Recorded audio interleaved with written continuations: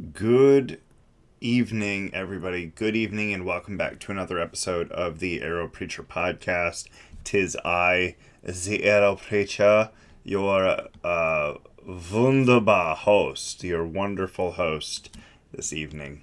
I hope everybody has had a fantabulous week.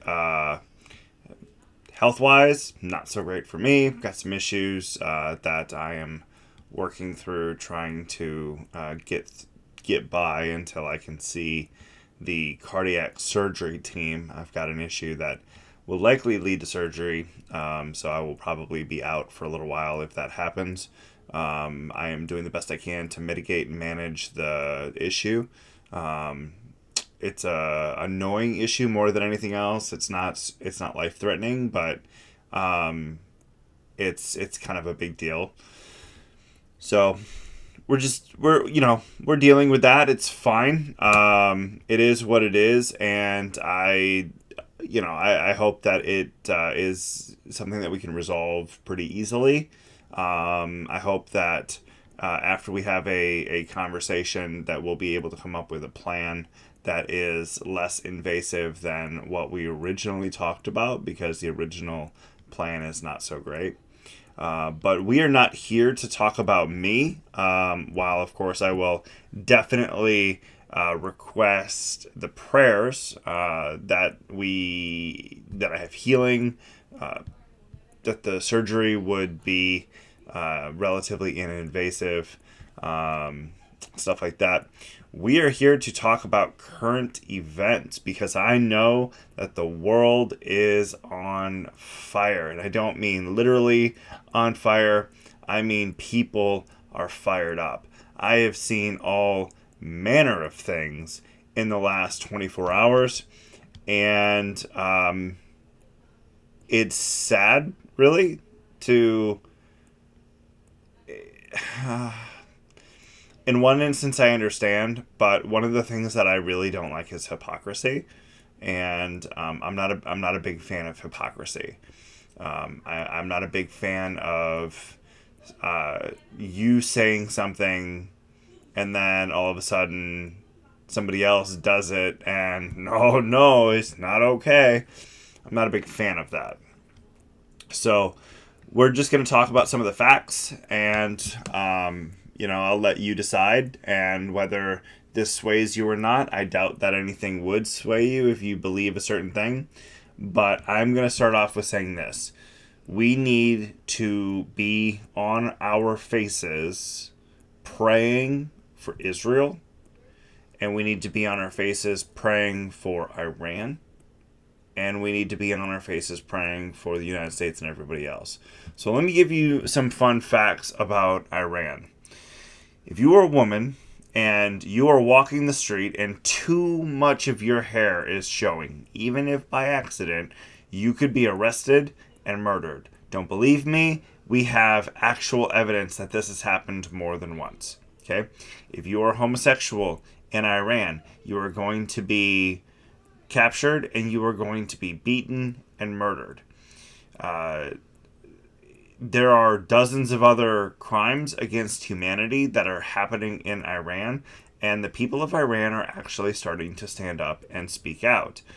They are not fond of the Ayatollah, and they are not fond of the way that women are being treated, their inability to have freedom of speech. There was a instance where this girl was listening to music too loudly on MTV one time, and she was actually arrested. She was a kid. She was in her teens, and she was arrested for watching an MTV video. So we need to understand that not only are these things happening to the civilians, but Iran is also the largest state sponsor of terror. Personally, I have been on the receiving end of that. Any veteran who has been in Iraq from 2004 following, they were likely attacked by bombs that were either trained by the Iranians or the weapons themselves were given to the Iraqis. I believe it was called an EFP, not to be confused with EMP, but it was basically a copper plate that an explosive was put under the copper plate, and when it was detonated, it would create a superheated copper bullet, and it would be able to do an immense amount of damage and kill a lot of people. And in fact, it did kill a lot of Americans in the way of an IED. Iran is also responsible for the Houthis. They're also responsible largely for Hamas. And we need to understand that it's not just if, and I'm saying if the reports were true, that they were around 60% enrichment for uranium, that means that they're only weeks away from having enough material for a bomb. Now, if you are the top lead sponsor of terrorism and you wanted to then split that and spread that and give that to people and allow terrorist organizations to access that material, the nuclear material, I'd have to say that's probably bad. Having been in a war, the last thing I want in the hands of terrorists is nuclear material. So, would they be trusted? So, say we do nothing. Say we didn't attack them. Would that region be safe if they have nuclear material? Well, considering that for the last, 20, 30 years or more, they've been saying death to Israel and death to America, I would have to say, if the reports are true, and again, if the reports are true, that they were going to have nuclear material and nuclear capabilities, other presidents, prior to President Trump, President Obama has said that Iran cannot have a nuclear weapon. Vice President Clinton has said Iran cannot have a nuclear weapon.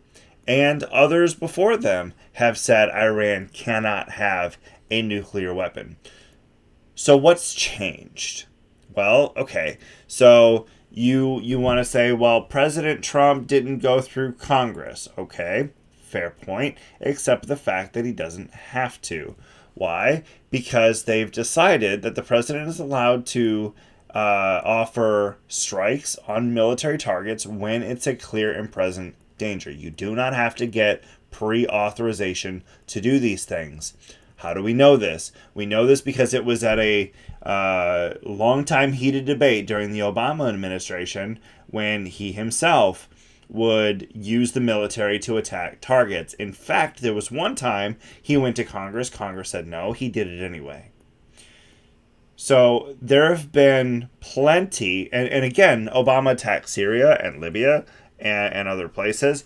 And again, so when we look at this, we can't say, okay, we're going to say no to this previous administration that was Democrat, and now that it's a Republican doing it, it's an impeachable offense. No, you may not like it, but it's not an impeachable offense, okay?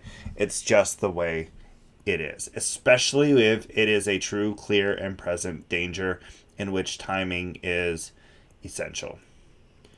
So, that's my point, okay? It is not a good idea for Iran to have nuclear weapons. Now, just the facts, right?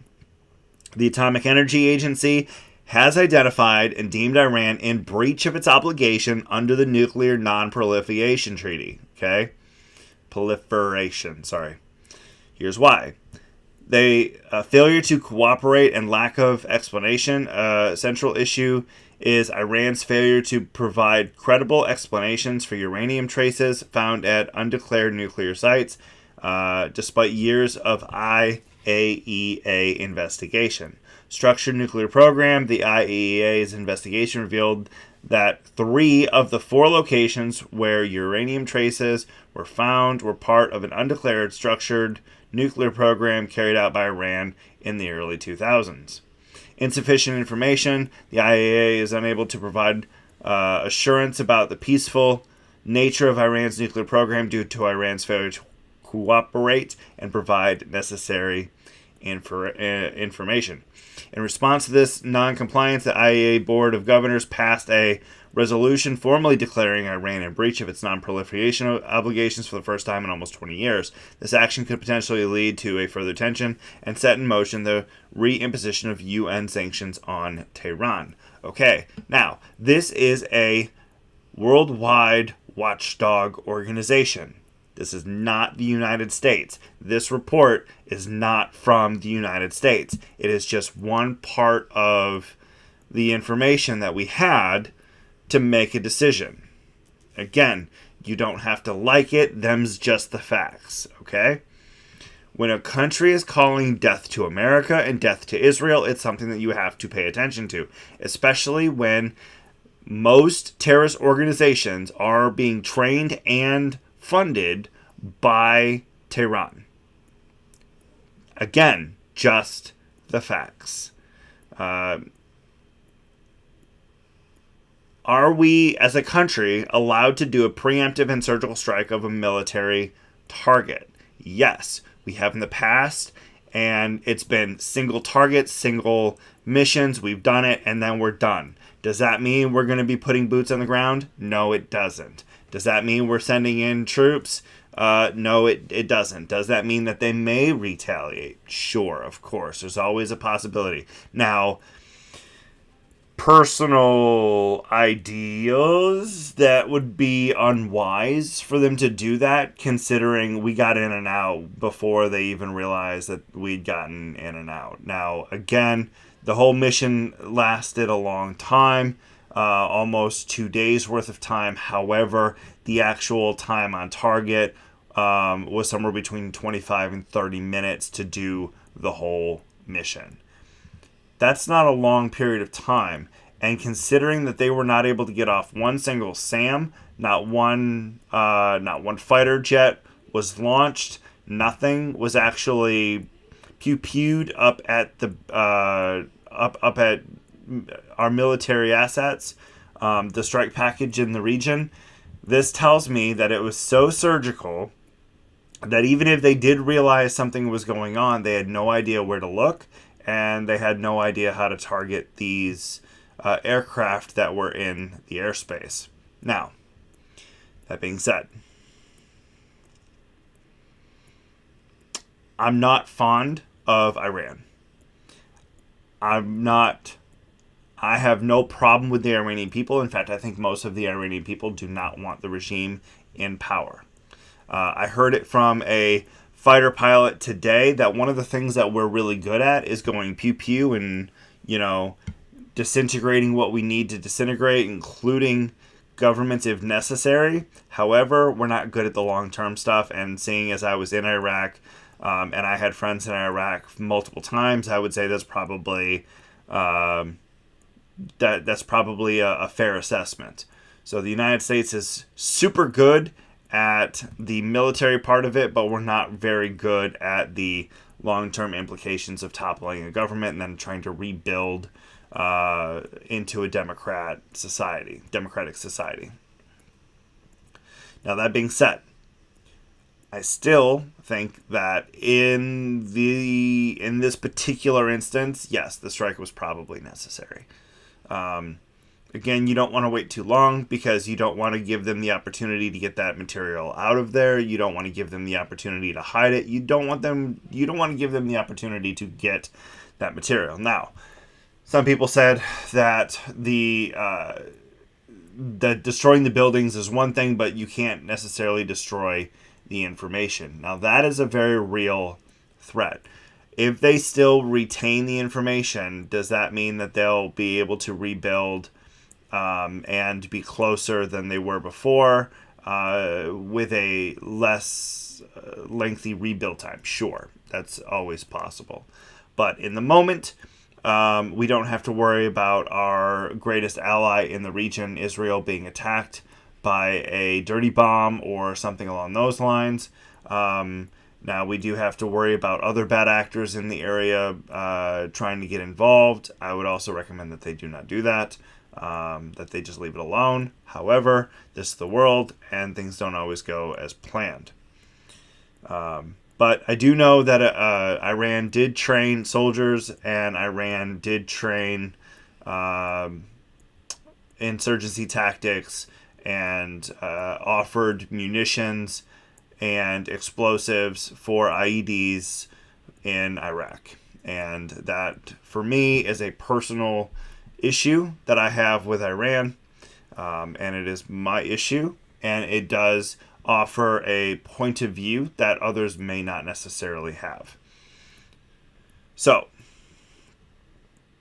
I'm going to say this, and I'm going to leave it alone. Okay? Romans 12:18, and I think we really need to focus on this. We definitely need to be praying for the people in Iran, because it's not their fault.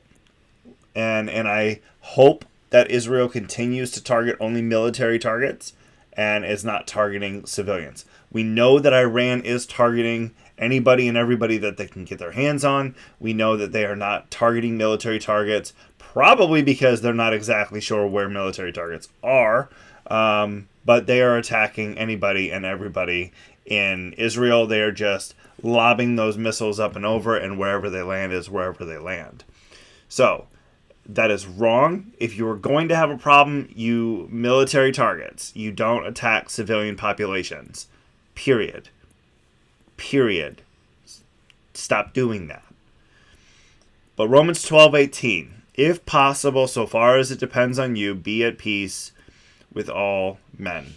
Now, peace needs to be our primary focus. We need to make sure that we are longing for peace. Our president was just put in for the Nobel Peace Prize by, I think it was Pakistan or India, or one of the two put him in for brokering peace between the two countries. That's a big deal. That's a big deal. Not everybody just gets put in for the Nobel Peace Prize, right? Do I think that sometimes you have to gain peace through strength? Sure. Now, this may be an unpopular opinion, especially considering that I do consider myself a Christian. Sometimes you need to punch a bully in the face. Sometimes you just do. And a lot of times, that bully will take a step back, look at you with a different respect, and it's done. I know that if you look at men in the past, they would often say that they'd get into a scrap and then they'd be the best of friends afterwards. Sometimes you just got to punch a bully in the face. And do I think that this is going to be that time where we punched a bully in the face? Maybe. But I do know that as much as we can, we have to live in peace. And I think that we need to do everything we can to get back to the negotiation table. I think we need to do everything that we can to sit back down and talk about this like adults. And that we need to lower hostilities, lower our tempers. We need to rein in our pride. And we need to bring it back down. The deed is done. They're not going to get nuclear weapons anytime soon. So we need to get back to talking, and we need to get back to figuring out how to be civil with one another. So I think it's important that we pray. I think it's important that we, as Scripture has said, that we pray for our enemies, and that we do that right here, right now. And we can either come together as a nation here in the United States, or we can continue to try to divide. We can continue to try to do these witch hunts and impeachment and blah, blah, blah. That's dumb. Don't be dumb. Presidents have long standing had the ability to carry out strategic airstrikes or strategic strikes against foreign military targets. We've done it in the past on both sides of the fence. Republican and Democrats have both done it. So here in this nation, we need to just stop the rhetoric of impeachment. I'm so sick and tired of hearing people call for impeachment. Like, impeachment is not supposed to be this thing that's just willy-nilly. No, that is a very serious word. And yet now it's turned into common day place. The president sneezed wrong, so we're going to impeach him. Really? Grow up. Act like an adult. Have a conversation. And stop pretending like we don't have clips from 5, 10, 15, 20 years ago of presidents saying and talking about Iran not being able to have nuclear weapons and what we would do if they were to have nuclear weapons, and talking about military strikes from other presidents on both sides of the aisle. Don't pretend like we don't have that information. Don't pretend like we don't know, because it's already starting to float around that now you're just using rhetoric, and that's not helpful for anybody. Stop the division. We can agree to disagree. That doesn't mean we have to go impeach. Come on. That's ridiculous. And obviously you don't stand for the people. Because, what was it, 2/3 of this country voted for him in the popular vote? So obviously you don't stand for what the people want. You have your own agenda, and stop it. Horribly inappropriate for a member of Congress or the member of Senate to act like children. Stop it. Now, you may not agree, but let's let the dust settle before we have knee-jerk reactions and just start saying crap just because we want to talk crap. It's not okay. Be slow to speak and quick to listen. So let's do that. Let's stop acting like children. Let's get back to running the greatest country in the world that people are trying to come to in droves because they want what we have to offer here in this country.